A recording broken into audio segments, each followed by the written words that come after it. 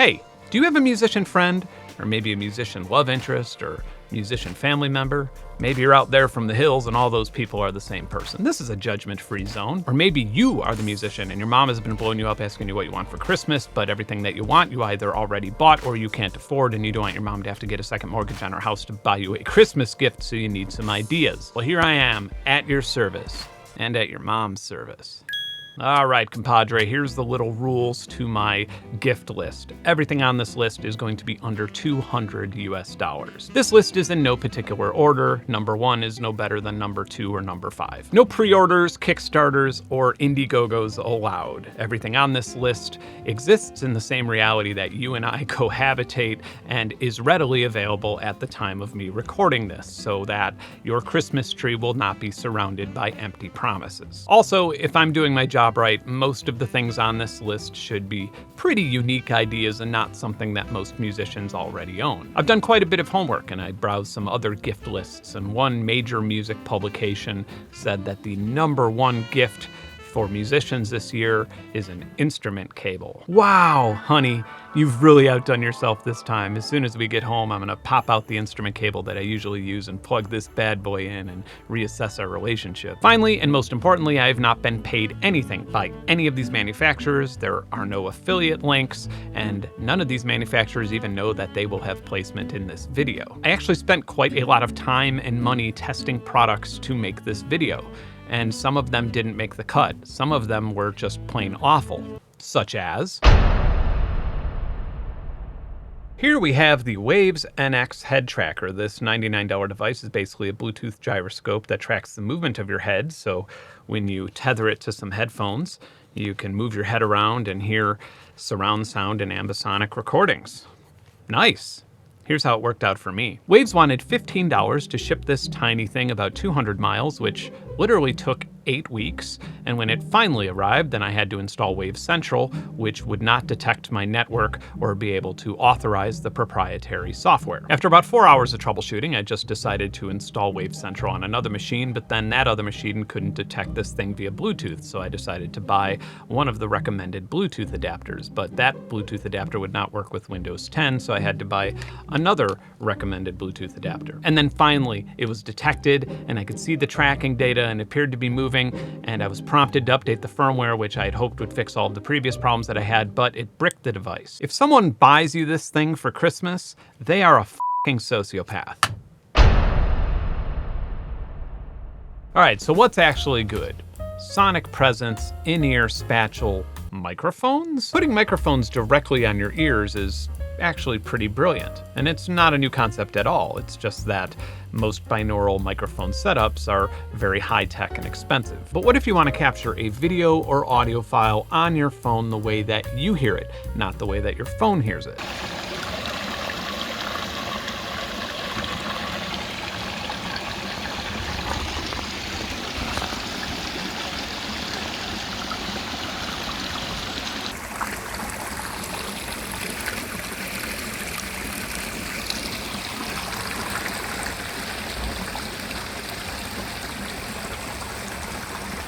This is absolutely positively not the type of microphone you would want to use for a vlog.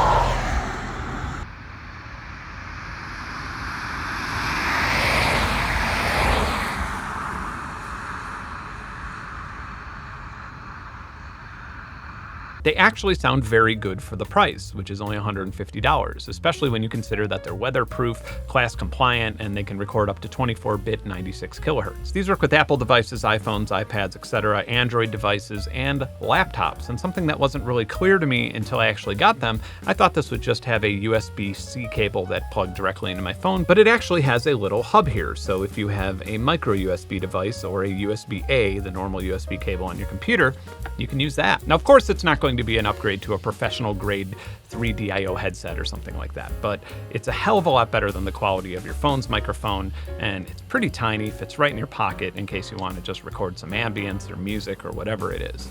Nice. All right, let's get a little bit more fun and wild and reckless here. Do you know what would make a great gift? A Tesla. Coil that plays square wave music via Bluetooth and is probably safe to the touch, at least for a bit.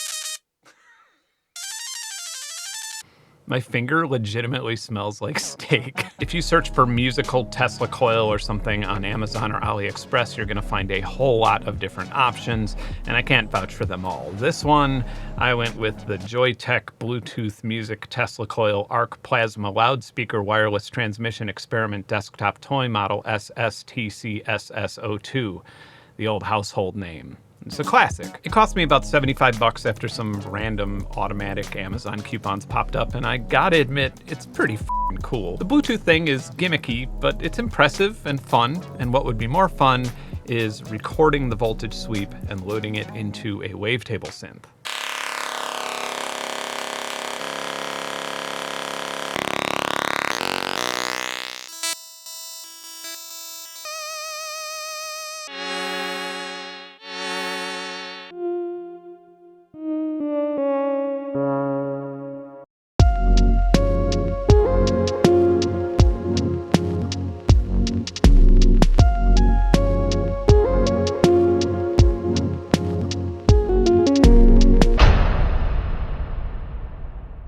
Do you know what just about every musician in the world needs, but refuses to spend more than $30 on for some ungodly reason? A tuner. At any given time, I have no less than 10 tuners in my house, and I would hedge my bets that only about 3 of them work, and they don't work that well. A lot of us musicians use tuning apps, which unsurprisingly aren't that accurate or intuitive to use. The reason why so few musicians own a nice tuner is because when you search for tuners, you're flung into a world of optional paralysis and fake reviews. I just don't know. Should I get that cheap Snark one? Or maybe the Boss, or the Fender, or the Diodario, or the Korg? They all look almost identical.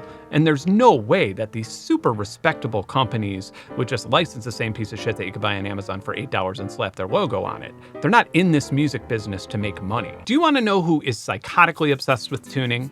Peterson. Not Jordan Peterson, he's psychotically obsessed with postmodern neo-Marxists.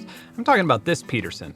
Not the pedal, the company, Peterson. I don't even know if it's a person. All I really know about Peterson is that he or she or they or it makes really accurate mechanical and digital strobe tuners. And they're not only accurate, the build quality is exceptional, and so is the latency. True story, a long time ago, the first time I ever heard about Peterson tuners was from Paul Simon. He had this guitar rack that had this crazy looking device in it, and I said, "What is that?" And he said, "That's a Peterson strobe tuner." And I said, "Oh," and then I looked it up and it cost like $5,000, and I was like, never mind. Anyway, you could still spend close to $5,000 on a Peterson tuner, but from my personal experiences, for most musicians, a Strobo Stomp or a Strobo Pulse should be the last tuner you need to buy. If I got this as a gift like 10 years ago, I'd be like, "Oh, thank you, another tuner." And then a couple of years down the line, I'd be like, "You know, say what you want about Tony with the drinking and the racism, but that guy knows how to pick out a fucking tuner." This here Aviate Audio Air Patch is a wireless loop controller, which doesn't really sound all that exciting, but allow me to demonstrate what it does. You may have noticed that I have an odd button on my guitar. It's a wireless button, and it can be installed either via adhesive, or in this case, I just sort of wedged it in between one of the boards. Now this tiny button sends a wireless signal to the Air Patch receiver, which can change the way that my audio is routed. Probably the easiest way that I could demonstrate this is by playing a clean patch, and then pressing the button and moving to distortion, even though I'm nowhere near a distortion pedal.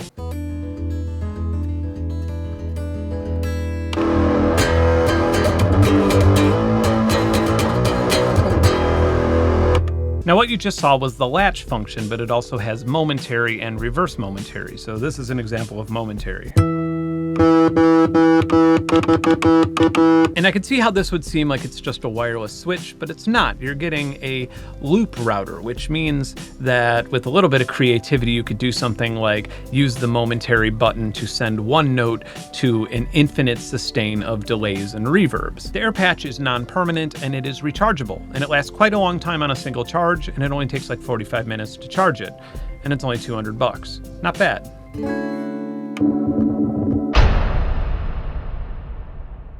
Riddle me this, Batman. What do you get when you geniusly cross the words wireless and MIDI? That's right. I'm not going to say it out loud, but CME makes these wireless MIDI master kits that are actually pretty useful and incredible. They allow you to use any MIDI DIN port over Bluetooth, either to the receiving adapter or to your phone or tablet or computer, effectively transforming anything that outputs MIDI into a Bluetooth controller or vice versa. Obviously, depending on the device or the app or even the Bluetooth standard that you're using, your mileage may vary, but I've been pleasantly surprised by how often they do work, and more importantly, it's kind of allowed me to come up with some new interesting ways of routing things, or just simply convenient ones. The fact that it could be powered by most MIDI ports themselves is a huge convenient plus, and an in and out kit like this costs about $50. And if you wanted to hook a synth up to another synth with 2 MIDI DIN ports, then you'd ideally want to buy 2 kits. An honorable mention here would be Arturia's keystep controller, which costs as little as $150.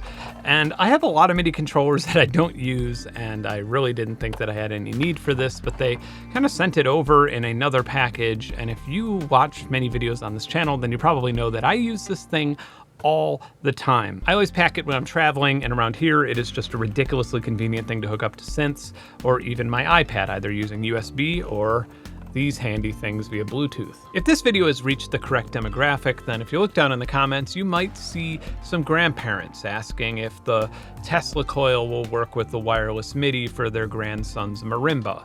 And if you do see that, give him a helping hand and try and prevent a fellow musician from getting one of these for Christmas. If you want access to a large, wonderful community that has everything from monthly songwriting challenges to audio production assets to a huge kick-ass Discord server to game servers to unreleased music that you hear on this channel, then my Patreon is for you, and you could join us for as little as $1 a month. All right, I'm out of here. Bye.